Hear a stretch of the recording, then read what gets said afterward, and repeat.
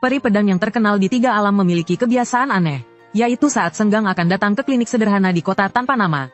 Memintamu untuk memijat kakinya, sang peri berkata ini bisa membantu kultivasinya. Kamu mengakui dirimu adalah manusia biasa, hanya bisa patuh menuruti. Orang lain berpikir keras, juga tidak bisa mengerti, mengapa peri yang dingin itu bisa menyukai seorang tabib fana dari sebuah klinik kecil. Tidak tahu bahwa di mata mereka yang tak terkalahkan di tiga alam, peri pedang salju putih yang mengerahkan seluruh kekuatannya, juga tidak bisa menahan tiga jurusmu. Semua ini hanya karena 20 tahun yang lalu, kamu bertransmigrasi ke dunia Suantian di mana yang kuat dihormati. Namun kamu adalah manusia biasa tanpa bakat kultivasi apapun. Meskipun juga mendapatkan sebuah sistem, tapi sistem ini tidak bisa membuatmu berkultivasi, melainkan membantumu mengembangkan beberapa keterampilan yang tidak biasa. Selama bertahun-tahun ini, kemampuan musik catur, kaligrafi, lukisan, ilmu medis dan gosipmu sudah mencapai tingkat dewa. Tapi niat untuk berkultivasi selalu tidak bisa dimulai. Kamu juga pernah berpikir untuk berkultivasi sendiri tanpa mengandalkan sistem. Tapi kenyataan yang kejam tetap membuatmu menerima bahwa dirimu memang orang biasa. Akhirnya kamu memutuskan datang ke kota untuk membuka sebuah klinik kecil. Sambil memenuhi kebutuhan hidup juga pasrah pada keadaan. Saat ini kamu berdiri di depan pintu klinik, mendengarkan suara renyah rintik hujan yang mengetuk atap. Hujan sederas ini, seharusnya tidak ada orang yang datang berobat. Tepat saat kamu akan kembali beristirahat, kamu melihat seorang wanita yang tampak kebingungan, berjalan di jalanan yang diguyur hujan deras.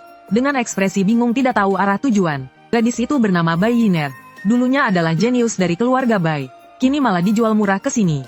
Dinikahkan dengan anak selir dari keluarga kecil. Hari ini adalah hari pernikahannya. Memikirkan hal ini, Bai Yiner menundukkan kepalanya, membiarkan air mata bercampur dengan air hujan mengalir turun. Hanya karena 3 bulan yang lalu, dia dijebak oleh seseorang di alam rahasia. Terkena racun aneh, seluruh kultivasinya hilang. Racun ini hanya melenyapkan kultivasi, tidak melukai nyawa. Membuat orang yang terkena racun menjadi orang tak berguna. Karena sudah menjadi orang tak berguna, berikanlah kontribusi terakhir untuk keluarga. Itu adalah kalimat terakhir yang ayahnya katakan padanya. Teringat akan hal itu, Bai Yiner mencabut pedang yang telah menemaninya selama bertahun-tahun. Kematian sepertinya tidak menakutkan. Tiba-tiba sebuah suara terdengar dari belakang. Nona, kenapa kehujanan sendirian di hari hujan seperti ini? Gadis itu menoleh, melihat seorang pemuda memegang payung kertas. Entah sejak kapan sudah berada di sisinya, memisahkannya dari tirai hujan. Mata pemuda itu hitam legam dan jernih, selembut danau di musim gugur. Bai Yiner sedikit panik, tapi dengan cepat kembali tenang. Terima kasih atas niat baik Anda, Tuan Muda. Nona tidak perlu sungkan, kamu berkata dengan lembut. Hujan ini sepertinya tidak akan berhenti dalam waktu dekat. Jika Nona bersedia, bisa datang ke klinikku untuk berteduh sejenak. Bai Yiner hanya ragu sejenak, lalu mengangguk setuju. Keduanya berjalan berdampingan masuk ke klinik. Saat kamu menyeduh teh, Bai Yiner mengamati dalam diam.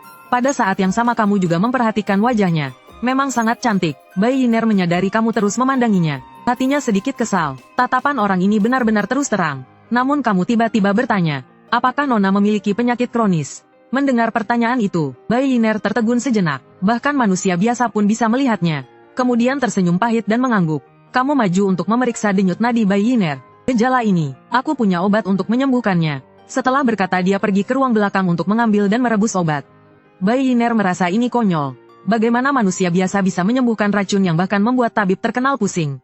Tapi mengingat niat baikmu, dia tetap menerima ramuan obat itu dan meminumnya. Lalu dia pun tertegun. Ramuan obat yang kelihatannya biasa saja itu, begitu masuk ke mulut langsung mengalir ke seluruh meridian tubuhnya. Dalam sekejap racun mematikan di tubuhnya lenyap tanpa jejak. Bai Yiner menatap mangkuk obat dengan tatapan kosong. Sulit dipercaya, hanya dengan sekali teguk, tidak hanya menawar racun tapi juga langsung menembus 2 alam. Dengan kultivasi tingkat jiwa baru lahir tahap 7 miliknya, barulah dia menyadari betapa berharganya ramuan obat ini. Nona, raut wajahmu sudah jauh lebih baik.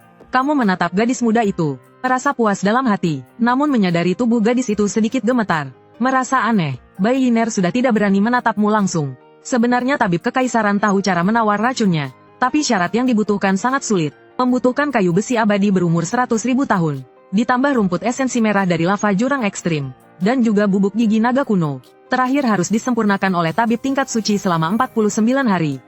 Baru bisa mendapatkan setetes air dewa bintang bulan, untuk menyembuhkan tubuhnya. Syarat-syarat ini sulitnya bagai mendaki ke langit. Namun sekarang malah dengan mudah kamu ramu. Tabib yang biasa-biasa saja ini, mungkin adalah seorang ahli terkuat yang menyembunyikan diri. Memikirkan hal ini, tatapan Bai Yiner padamu dipenuhi rasa kagum dan terima kasih. Terima kasih senior telah memberikan obat ini. Yiner tidak tahu bagaimana cara membalasnya. Sambil berkata dia hendak berlutut. Kamu segera menahannya. Pertemuan tanpa sengaja adalah takdir.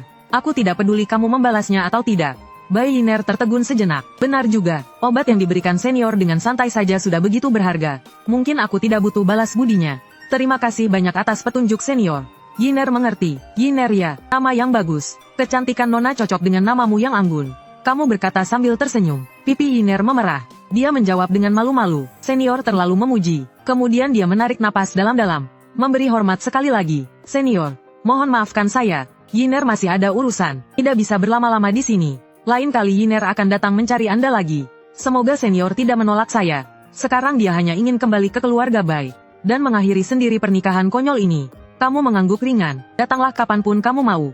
Bai Yiner mengerucutkan bibirnya. Kehangatan muncul di hatinya. Lalu dia berbalik dan menghilang. Melihat gadis itu pergi. Kamu berbalik dan kembali ke dalam rumah. Bersiap untuk beristirahat. Tetapi kamu mendengar suara kucing mengeong di pintu. Sebuah kepala berbulu muncul dari pintu klinik. Dilihat dari dekat ternyata seekor anak kucing liar. Melihat orang mendekat, anak kucing itu tidak takut. Malah melebarkan matanya menatapmu. Kamu berjongkok dan menggendongnya. Anak kucing itu tidak melawan. Bersandar dengan tenang di pelukanmu. Baru saat itulah kamu menyadari. Ada banyak luka kecil di tubuh anak kucing itu. Lukanya tidak ringan. Kamu sedikit mengernyitkan dahi. Meletakkan kucing itu di atas meja. Tunggu sebentar, aku akan mengambil obat. Setelah kamu pergi, anak kucing itu menyipitkan matanya. Menunjukkan tatapan ganas. Benar-benar nasib yang sial. Ternyata kucing kecil ini bernama Su Jinsi. Adalah tetua agung dari klan iblis kucing 9 nyawa. Tadinya ingin memanfaatkan bulan purnama untuk menerobos ke tingkat Mahayana. Tak disangka disergap oleh klan iblis lain. Gagal melewati kesengsaraan, terluka parah dan melarikan diri. Bahkan tidak bisa mempertahankan wujud manusianya. Melarikan diri ke kota Kingmu ini. Lalu bertemu dengan leluhur keluargamu dari tahap pemisahan jiwa. Memaksanya menggunakan satu-satunya pusaka teleportasi yang tersisa. Tapi Su Jinsi tidak putus asa. Diam-diam mengamatimu, berpikir jika menelanmu manusia fana ini, mungkin bisa memulihkan sebagian kultivasinya. Mungkin masih ada kesempatan, dan juga orang tadi itu, memanfaatkan kelemahannya, meraba seluruh tubuhnya, sepertinya juga menciumnya. Sungguh memalukan, Su Jinsi pernah dikejar oleh pria yang tak terhitung jumlahnya, tidak pernah melirik mereka sekalipun. Sekarang malah diraba dan dicium oleh manusia fana. Orang ini cari mati. Su Jinsi memejamkan mata berbaring di meja dengan marah. Kau kembali membawa ramuan obat. Melihat ini kau pun tertawa. Si kecil, jangan tidur, minum obatnya. Su Jinsi dengan malas mengangkat matanya. Merasa manusia fana ini bodoh. Luka batin di tubuhnya mana mungkin bisa disembuhkan oleh obat biasa. Meskipun berpikir begitu dalam hati, dia tetap menjilatnya sedikit demi menghargainya. Lalu dia pun terkejut. Ramuan obat ini mengandung kekuatan obat yang dahsyat. Dalam sekejap memenuhi seluruh tubuhnya. Memperbaiki luka-lukanya, bahkan merasakan garis keturunannya menjadi lebih murni. Saat ini luka dan kultivasi Su Jinsi telah pulih sepenuhnya. Tapi dia jadi semakin tidak berani bergerak. Karena orang yang bisa dengan mudah mengeluarkan obat dewa seperti ini, sama sekali bukan manusia biasa. Dan kultivasinya sekarang berada di tingkat ke-10 kesengsaraan. Aku sama sekali tidak bisa melihat tingkat kultivasimu. Itu berarti kamu adalah sosok hebat yang menakutkan di atas tingkat Sage Agung. Memikirkan hal ini, Su Jinsi gemetar ketakutan. Di hadapan sosok sepertimu, kucing iblis tingkat kesengsaraan ini tidak berbeda dengan kucing biasa. Terutama karena kamu terus menatapnya sejak tadi. Tatapanmu dingin, jadilah penurut, habiskan obatnya. Suaramu terdengar sedikit tegas. Kucing kecil ini tidak suka obatnya pahit. Setelah menjilat sekali dia tidak mau lagi. Sebagai seorang majikan, harus tegas jika memang diperlukan. Kalau tidak nanti tidak bisa diatur. Su Jinsi dengan gemetar memegang mangkuk dengan cakarnya dan meminumnya dengan cepat. Setelah selesai minum dia menepuk perutnya dengan kedua cakar. Menatapmu untuk mencari muka. Kamu merasa terhibur. Mulai sekarang aku akan memeliharamu. Saat ini di aula utama kediaman keluargamu. Wajah Mo Cheng tampak tidak senang. Melihat Bai Yiner yang baru saja masuk. Dasar sampah kamu lari kemana saja. Bai Yiner meliriknya dengan dingin. Di mana leluhur kalian? Leluhur sangat sibuk dengan banyak urusan. Mana mungkin bisa ditemui oleh sampah sepertimu. Mo Cheng tersenyum sinis. Bai Yiner, keluarga Moku menikahimu karena menghargai keluarga Baimu. Itulah sebabnya kami menikahi orang tak berguna sepertimu. Kalau tidak kamu bahkan tidak pantas membawakan sepatuku. Sekarang kembali ke kamarmu. Coba gaun pengantinmu. Bai Yiner mengangkat alisnya. Mo Cheng ini mencapai tahap pembentukan inti karena tumpukan pil obat dari keluargamu. Tentu saja dia tidak bisa melihat kalau kultivasinya sudah pulih. Sudut bibir Bai Yiner sedikit terangkat. Mencoba gaun pengantin ya? Baik. Tadinya aku ingin mencari leluhur keluargamu untuk membatalkan pernikahan. Sekarang dia merasa mempermalukan keluargamu di depan umum jauh lebih menarik. Melihat punggung Yiner, Mo Cheng menggertakkan giginya. Wanita sialan, sudah lumpuh masih saja sombong. Kamu sangat sibuk di klinik. Setelah hujan deras berhenti, banyak warga datang berobat. Semua masuk angin atau terluka karena hujan deras. Membuatmu sibuk setengah hari dan belum makan. Hanya bisa membuat air gula dari ramuan manis. Tak disangka anak kucing juga menyukainya. Saat kamu lengah dia melompat ke meja dan menjilati mangkuk. Xiaoxi, apa air gulanya enak? Xiaoxi adalah nama yang kamu berikan untuk kucing itu. Awalnya aku ingin menamainya Mimi, tapi dia mati-matian tidak mau menerimanya. Terpaksa mencoba berkali-kali dengan kertas dan pulpen. Akhirnya memutuskan untuk menamainya Xiaoxi. Su Jinsi mengangguk sambil minum. Tentu saja enak. Ini adalah teratai salju Jiyuan dan bunga iblis Cijin. Sekelopak bunganya saja bisa menjadi rebutan di luar sana. Kamu malah merebusnya menjadi air gula dan memberikannya pada kucing. Memikirkan hal ini, Su Jinsi dengan tenang menerima kenyataan bahwa dia adalah hewan peliharaan. Bukankah ini jauh lebih baik daripada bertarung di klan iblis? Kemudian kamu mengeluarkan sebuah undangan pernikahan. Hari ini adalah pesta pernikahan keluargamu. Mengundang seluruh warga kota. Ayo kita pergi menumpang makan. Sambil menggendong Xiaoxi kamu berjalan santai keluar. Tidak menyadari tatapan dingin di matanya. Orang yang mengejarku semalam, sepertinya adalah leluhur keluargamu. Tiba di lokasi pesta pernikahan keluargamu. Melihat leluhur keluargamu mengangkat cangkir tehnya. Semuanya, hari ini adalah hari pernikahan tuan muda tertua keluargamu, Mo Cheng. Aku akan bersulang untuk kalian semua. Orang-orang di sekitar mengangkat cangkir untuk membalas. Pujian dan sanjungan tiada henti. Membuat leluhur keluargamu tersenyum lebar. Tapi hatinya masih terasa sesak. Semalam kebetulan bertemu dengan kucing iblis 9 nyawa yang sekarat itu. Kukira sudah menemukan kesempatan untuk naik ke tahap integrasi. Tak disangka dia berhasil kabur. Hal ini membuatnya kesal. Di bawah panggung Su Jinsi bersandar malas di pelukanmu. Melihatmu berbincang hangat dengan manusia biasa. Dia pun bergumam dalam hati. Senior ini sabar sekali. Sambil berpikir bagaimana cara membalasnya nanti. Dan mengacaukan pernikahan ini. Tiba-tiba alunan musik terdengar. Aula perjamuan yang tadinya riuh seketika menjadi hening. Seorang wanita bergaun merah berjalan dengan anggun. Setiap langkahnya, seolah memancarkan pesona menggoda, yang langsung menusuk jiwa. Kau pun menyadarinya, terlihat kilatan terkejut di mata sang pengantin wanita. Bukankah ini Bai Yiner yang datang ke klinik hari ini? Leluhur keluarga Mo bangkit kembali. Hari ini adalah hari besar bagi keluarga Moku. Putri dari kepala klan kami sendiri Bai Yiner. Kini akan melangsungkan upacara dengan tuan muda pertama keluarga Moku Mo Cheng. Dan menjadi suami istri. Mohon hadirin sekalian menjadi saksi. Suasana di lokasi mencapai puncaknya. Tak disangka terjadi perubahan mendadak. Bai Yiner tiba-tiba menyerang. Kultivasi tingkat Naschen Sol ke-7 meledak. Kekuatannya langsung menekan ke arah Mo Cheng. HMPH, menjadi suami istri. Aku Bai Yiner dulunya adalah seorang jenius. Sekarang pun masih seorang jenius. Aku tak akan pernah menikah dengan sampah sepertinya. Hentikan omong kosong ini. Leluhur keluargamu juga tidak menyangka hal ini akan terjadi. Dengan lambaian tangan dia menahan tekanan itu. Mo Cheng melihat leluhurnya mendukungnya. Hatinya pun menjadi tenang. Sampah sepertimu itu dijual ke keluarga Moku. Sekarang masih berani berlagak. Aku sampah. Lalu kau itu apa? Bai Yiner menebaskan pedangnya. Cahaya pedang menyambar ke arah Mo Cheng bagaikan sutra. Leluhur keluarga Mo mengerutkan kening. Sekali lagi mengibaskan lengan bajunya untuk menghalangi. Seharusnya mudah baginya di alam Fansen menahan serangan alam Yuan Ying. Tak disangka tebasan pedang Bai Yiner ini tidak sederhana. Cahaya pedang itu tiba-tiba terbagi menjadi ribuan. Meluncur dari berbagai arah. Leluhur keluarga Mo tidak sempat bereaksi. Mo Cheng terluka parah dan terpental mundur. Saat ini tetua keluarga Bai yang datang menghadiri upacara pun maju. Mo Xuan, karena nona muda kami telah pulih. Pernikahan ini kita batalkan saja. Tetua keluarga Bai itu tidak peduli dengan harga diri leluhur keluarga Mo. Atau lebih tepatnya tidak perlu peduli. Wajah leluhur keluarga Mo berkedut. Merasakan tatapan aneh para tamu di bawah panggung. Amarahnya membara di dalam hati. Tapi dia tidak punya pilihan selain menahannya. Sebelum dia sempat memikirkan cara untuk merespons. Bai Yiner sudah turun dari panggung tinggi. Berjalan lurus ke arah luar kediaman keluarga Mo. Tetua keluarga Bai mengikutinya dari belakang. Benar-benar pertunjukan yang bagus. Di bawah panggung, kamu memegang cangkir arak. Sedikit rasa geli melintas di matamu. Lalu mengelus kepala Xiaoxi. Sepertinya kita tidak bisa numpang makan lagi. Kita pulang dulu saja. Di tempatnya leluhur keluarga Mo gemetar karena marah. Pembatalan pernikahan ini membuat keluarga Mo kehilangan seluruh harga dirinya. Dan dia seorang di alam Fansen tidak bisa menahan serangan dari alam Yuan Ying. Semakin membuatnya malu, jika tidak ada kejutan. Setelah malam ini, keluarga Mo di kota Qingmu jangan harap bisa bangkit. Mungkin untuk waktu yang sangat lama tidak akan bisa mengangkat kepala. Hehe, benar-benar pertunjukan yang bagus. Sepertinya keluarga Mo ini benar-benar tidak punya tulang punggung. Terdengar tawa yang liar dan arogan. Ejekan yang sama sekali tidak ditutup-tutupi. Membuat leluhur tua keluarga Mo sangat marah. Siapa yang berlagak misterius tunjukkan wujudmu. Begitu suaranya selesai, sesosok bayangan ungu muncul di atas kediaman. Menatap semua orang dari atas. Sikapnya yang meremehkan semua makhluk membuat orang takut. Kamu ini siapa? Leluhur tua keluarga Mo menyipitkan matanya. Wanita ini terlalu memesona, membuatnya merasa gelisah. Kenapa tadi pagi masih mengejarku? Mengejarku dengan penuh semangat. Sekarang malah tidak bisa mengenali wujudku. Su Jinsi berbicara dengan nada ringan. Bibir merahnya membentuk senyuman menggoda. Pupil mata leluhur tua keluargamu menyusut. Tiba-tiba teringat sesuatu. Kamu siluman kucing 9 nyawa yang terluka parah itu. Tangan indah Su Jinsi terbuka. Kekuatan mengerikan berkumpul di dalamnya. Bahkan ruang di sekitarnya pun terdistorsi. Tapi sekarang aku tidak terluka parah lagi. Kemudian kelima jarinya mengepal. Leluhur tua keluargamu langsung meledak berkeping-keping. Suara darah dan daging yang hancur membuat para penonton terdiam membisu. Su Jinsi menatap dingin ke sekeliling. Masalah hari ini adalah dendam pribadi antara aku dan dia. Tidak akan melibatkan orang lain.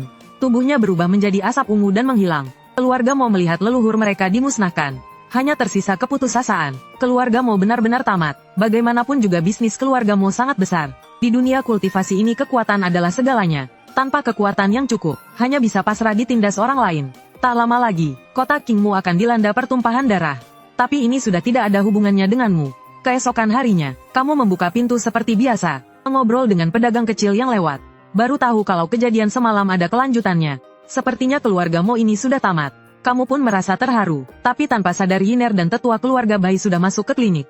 Disinilah tempatnya, pamanmu. Senior ini benar-benar tidak peduli dengan penampilan. Bai mau menatap klinik itu. Berkata dengan hati-hati, dia melihat Bai Yiner tumbuh dewasa. Dulu Bai Yiner terkena racun mematikan, dan kehilangan seluruh kekuatannya. Dia melihatnya dan hatinya ikut cemas. Tapi dia tidak berdaya saat Bai Yiner dijual untuk dinikahkan. Bagaimanapun juga dia hanyalah salah satu tetua, tidak bisa menentang kehendak keluarga. Kedatangannya kali ini adalah untuk berterima kasih mewakili keluarganya. Tak disangka tidak bertemu denganmu.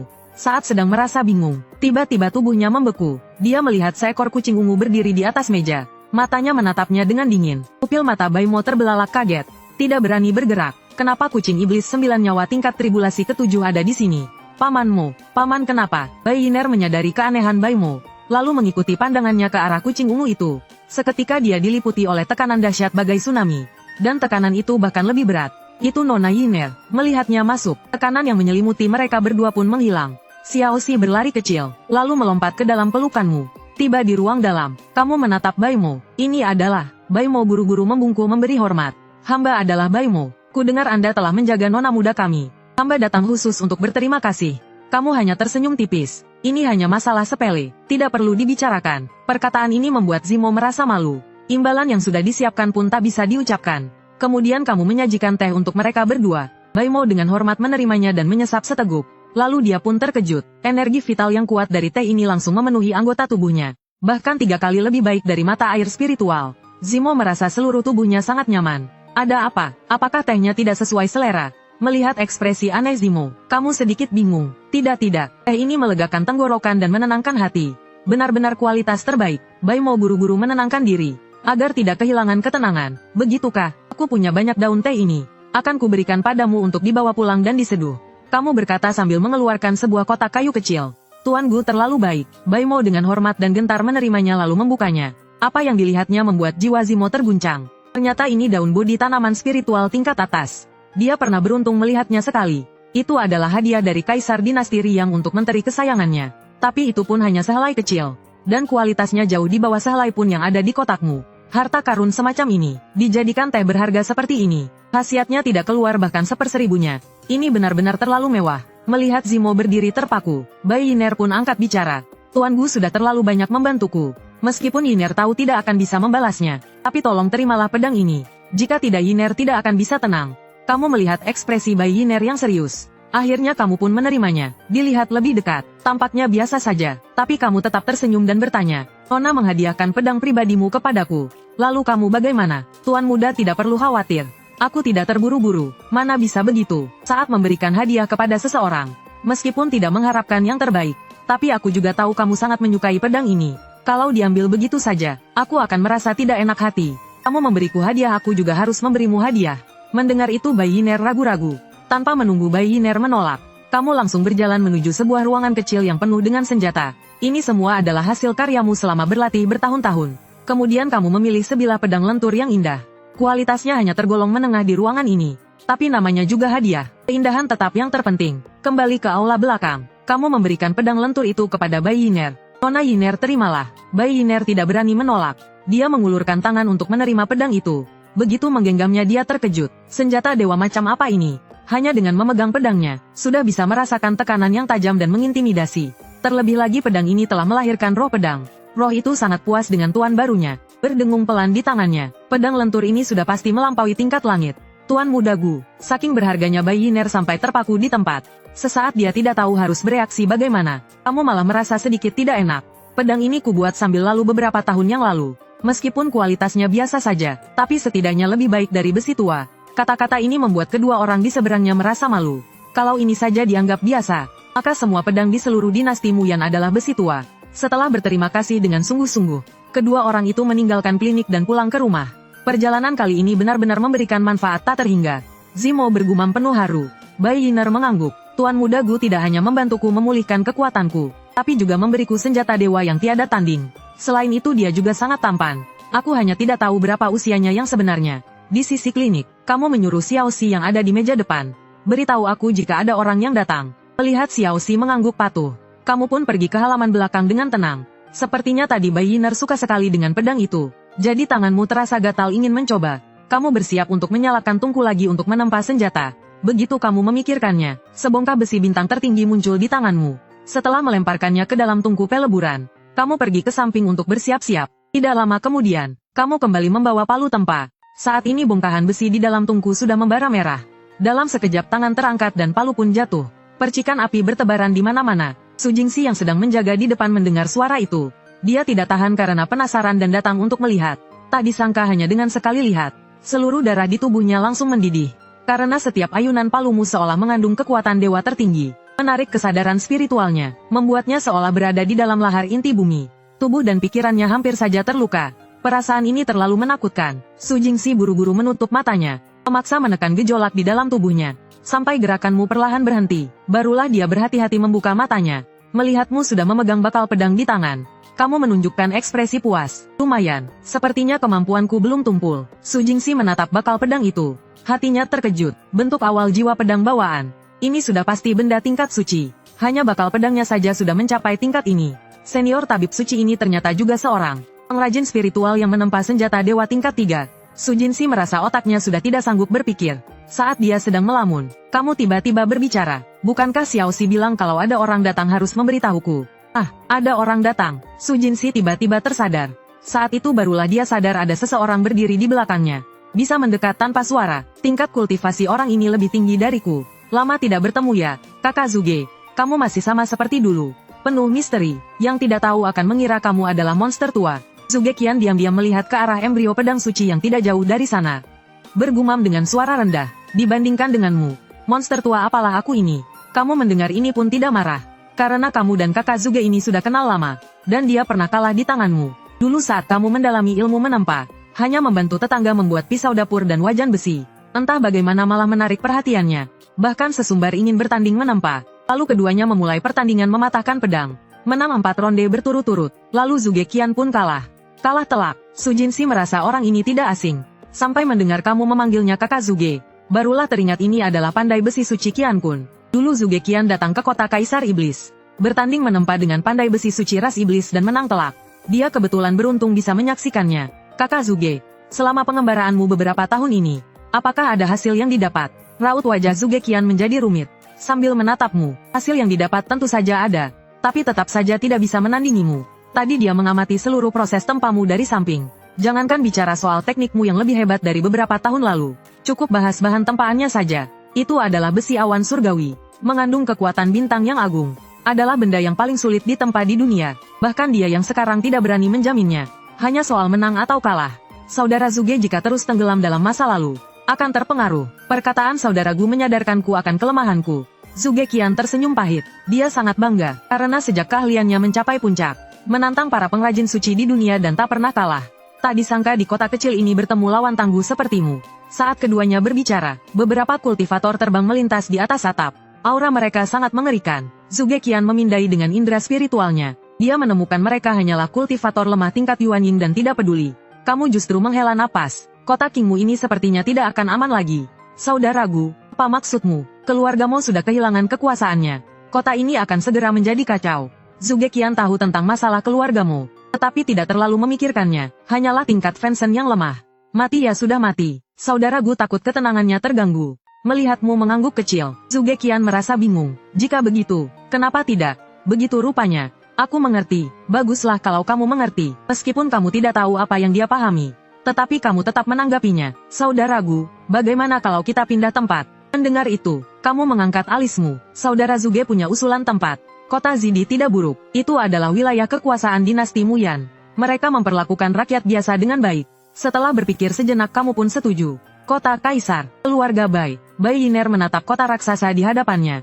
Dengan ekspresi yang rumit. Setelah mengalami pasang surut kehidupan, dia sudah melihat wajah asli keluarga bangsawan. Saat dia masih seorang jenius, semua orang menjilatnya. Setelah kultivasinya hilang total, yang tersisa hanyalah cemoohan dan sindiran dingin. Bahkan setelah ayahnya kecewa, dia tanpa ampun menjualnya murah dalam perjodohan. Penghinaan seperti ini, tak akan terlupakan seumur hidup. Jika mereka tahu kultivasiku telah pulih, pasti mereka akan sangat terkejut. Saat ini, Bai Mo di sampingnya angkat bicara. Nona, saat aku meninggalkan kota Kaisar Bai, kompetisi besar keluarga sudah dimulai. Kalau dihitung-hitung, hari ini seharusnya menjadi pertandingan penentuan. Kebetulan sekali, Bai Yiner menyipitkan matanya. Acara seperti ini tampakku, bukankah akan sangat membosankan? Saat ini, arena latih tanding keluarga Bai. Sepasang pria dan wanita berada di atas panggung, bersiap untuk pertarungan terakhir. Tak disangka sesosok bayangan tiba-tiba muncul di tengah panggung. Itu adalah Bai Yiner. Bukankah kultivasinya sudah hancur dan dia sudah dinikahkan? Kenapa dia kembali? Bukankah ini Bai Yiner? Kenapa tidak melayani suamimu dengan baik? Malah lari kembali ke sini. Bai Mei mencibir setelah melihat dengan jelas siapa yang datang. Di sisi lain Bai Haksuan juga mengangkat tombaknya. Aku tidak peduli untuk apa kau kembali. Panggung ini bukan tempat untuk sampah sepertimu berdiri, enyahlah. Namun Bai Yiner tidak menjawab. Dia mengangkat kepala menatap panggung tinggi tak jauh dari sana. Ayahnya sang kepala keluarga duduk di sana menonton. Kemudian sudut bibir Yiner sedikit terangkat. Jangan banyak basa-basi. Aku beri kalian berdua kesempatan. Maju bersama dan kalahkan aku. Bai Yiner ini tidak bisa menerima kenyataan. Apa dia sudah gila? Dia yang tak berguna itu mana mungkin bisa mengalahkan mereka berdua. Para penonton memasang wajah mengejek. Bahkan tetua wasit pun berteriak keras. Kompetisi besar klan adalah urusan penting keluarga Bai. Orang yang tidak berkepentingan segera mundur. Tapi dengan provokasi Bai Yiner seperti ini, Bai Haksuan dan Bai Mei tentu tidak akan menyerah begitu saja. Mereka tidak akur dengan Bai Yiner sejak kecil. Karena kamu sendiri yang cari mati. Jangan salahkan kami. Selesai bicara, mereka berdua serentak menerjang ke arah Bai Yiner. HMPH, cuma tahap Jie dan saja berani lancang. Terlihat Yiner menghentakkan kedua telapak tangannya. Mereka berdua langsung terpental dan pingsan di tempat. Kemudian Bai Yiner melihat sekeliling. Ingat baik-baik, siapa yang berani menggangguku lagi akan kubunuh. Selesai bicara dia pun menghilang dan pergi. Meninggalkan para penonton yang tertegun. Kepala klan, bukankah kau bilang kultivasi putrimu ini sudah hilang sepenuhnya? Dan sudah dinikahkan. Sekarang kelihatannya, sepertinya tidak begitu. Yang bicara adalah wanita di samping kepala klan Meng Yiro. Usia 19 tahun di alam Cukiao tingkat 2. Gadis suci dari ilmu Dewa King Yi, salah satu dari 3 ilmu dewa terhebat di dunia. Dia adalah murid pribadi dari sang putri. Kali ini dia mengunjungi keluarga Bai. Karena mendengar putri kepala klan memiliki tulang iblis penelan sejati. Dan kultivasinya hilang sepenuhnya. Dia ingin bertemu dengannya. Tak disangka dia diberitahu kalau putrinya sudah dinikahkan ke tempat yang jauh. Saat dia merasa kasihan pada Bai Yiner, dia diundang untuk menyaksikan kompetisi besar keluarga Bai. Tak disangka dia malah melihat Bai Yiner kembali dengan perkasa. Mendengar pertanyaannya, Bai Qiansan pun, tapi tidak tahu harus menjawab apa. Bai Qiansan berpikir sejenak. Sebenarnya aku menyuruhnya pergi sementara, agar terhindar dari gosip. Sebenarnya aku mengirimnya untuk berobat.